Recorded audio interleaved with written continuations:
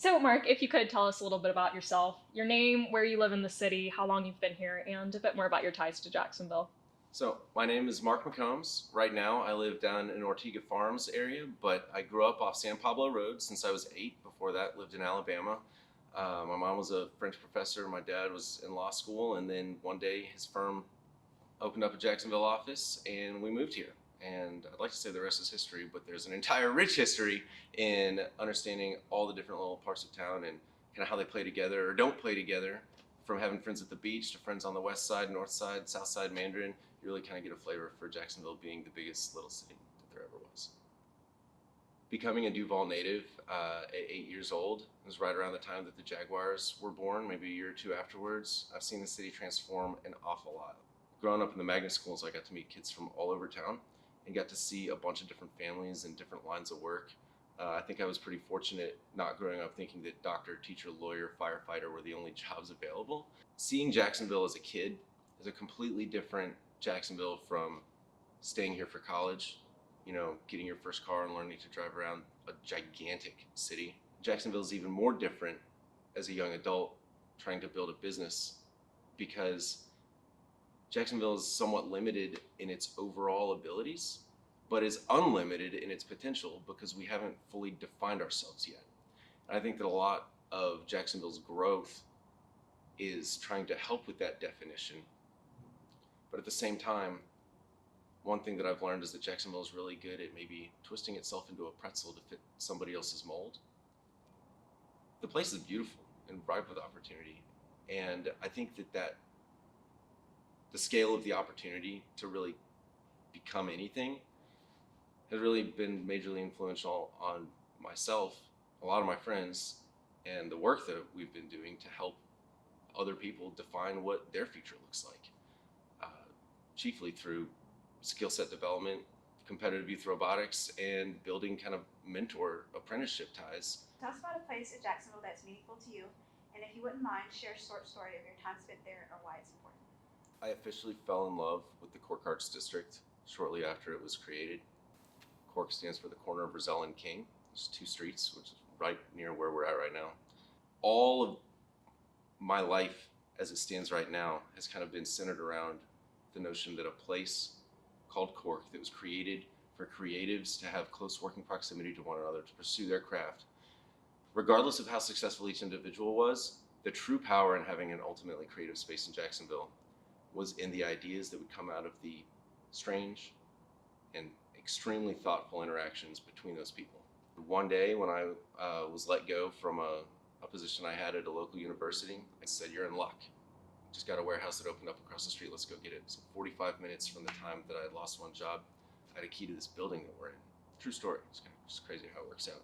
All right, Mark, if you could tell us a bit about the neighborhood that you live in, what makes it unique, what's special about the people who live there, as well as how would you contrast your lived experience in your neighborhood versus how other people who don't live there might perceive it to be? I live off Fishing Creek. It's a neighborhood called Confederate Point. It happened to be a really cool house. When I moved to this little neighborhood called Confederate Point, it's mostly a bunch of people who are retired or close to retired. We are the young kids on the block. There's only one other family with young kids on the street. And I think that a lot of the attitudes of people who would live in just a neighborhood for the sake of it's surrounded by other houses and it's on a planned community and we've got a Publix, within 3 miles. Is that really the most important thing? I think the flavor of the neighborhood and your ability to live the life that you want within it rather than fit the mold of whatever that neighborhood is, that's way more important. And for better or for worse, Jacksonville, I've been fortunate to live in parts of Jacksonville where that flavor is allowed to be explored, interacted with, and my own secret sauce can kind of flow into the streets. I still find that secret sauce ability to happen in the little Confederate Point also off of Fishing Creek area where we're at. I think that it cannot be understated how important it is to find a lifestyle in Jacksonville where you don't have to spend over an hour and a half in the car every day. I realized that by walking to work or biking 6 minutes to work, I get an additional 40 hours a month to play with that most people just drive with. I'd rather be watching my hands and my mind make something and a lot of people in Jackson lose out on that because they picked a neighborhood that fits some notion of whatever America's next white picket fence mindset is like, right? What frustrates you about Jacksonville? And if you wouldn't mind sharing, what's something you would change if you had the opportunity to? I think people are very quick to write off entire subsets of our population. I think that we are very inclined to just expect whatever billionaire moves his company here to save the day. I think that we are very much inclined to just say, let's just replicate what somebody else did that was successful. And we're also just like, we're afraid to take risks. Like, rather than saying how much of a defeat could it be, like, what's the potential upside? What is the mindset that we have that has us always looking to other cities for what their secrets are?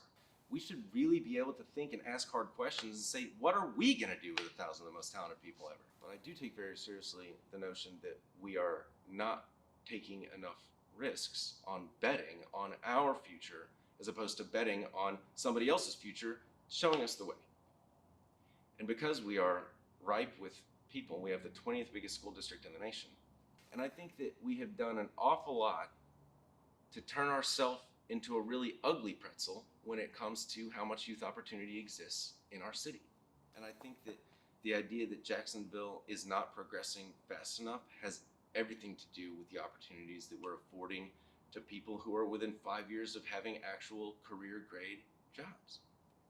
I really hope that Jacksonville can get objective on how to systematically provide different kinds of excellent opportunities so that our young people can turn into the citizens that we hope they would become, and that we can start to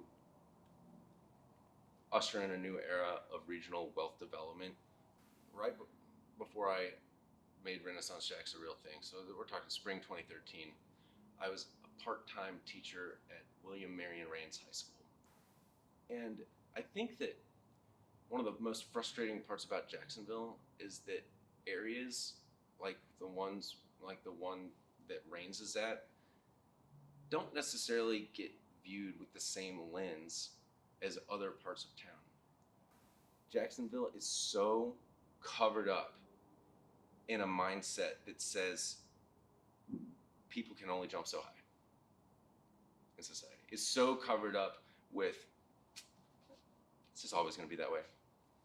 So covered up with being willing to say that the kids are just never going to amount to anything. And the craziest part to me was that the kids that I interacted with at Rains were really part of the driving motivation to create Renaissance Shacks in the first place, because I knew from working with them on a person-to-person level that they were just as capable as the kids who were at Stanton. And if you didn't grow up knowing what it means to be a teenager whose main source of nutrition is a bag of Doritos at the gas station before trying to take standardized tests, and then you're asking, why aren't these schools performing better? And then you hear about the fact that they've been up since 11 p.m. the night before, and that they sleep from 3:15 when they get home until 11 so that they can give the bed to their younger siblings to sleep at a more regular hour of the night so that they can get up and go to elementary school. I think that a real frustrating part about Jacksonville is that this city lacks an objective, inclusive perspective on what it means to be from Jacksonville. So, Mark, tell us about a favorite memory or some favorite stories from your time in Jacksonville. So, I personally believe that having a favorite memory is maybe looking in the wrong direction. I always think about that the best is yet to come. And I tell people that I'm always reaching for a future that is just beyond my grasp. So I firmly believe that the best is yet to come for me. I got to give a TED Talk at TEDx Jacksonville. It's called Why Every Kid Should Build a Robot. What do you love about Jacksonville? I love that Jacksonville is still, in my mind, very much a blank slate.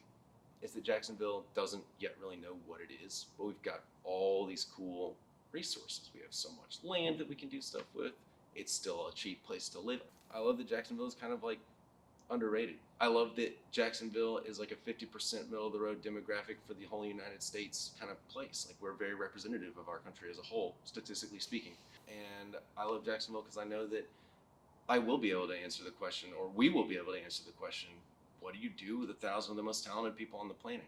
Well, we still got to build those people, but we can really learn to love our city when we just look within and stop looking outside for all of the answers to what we think we need.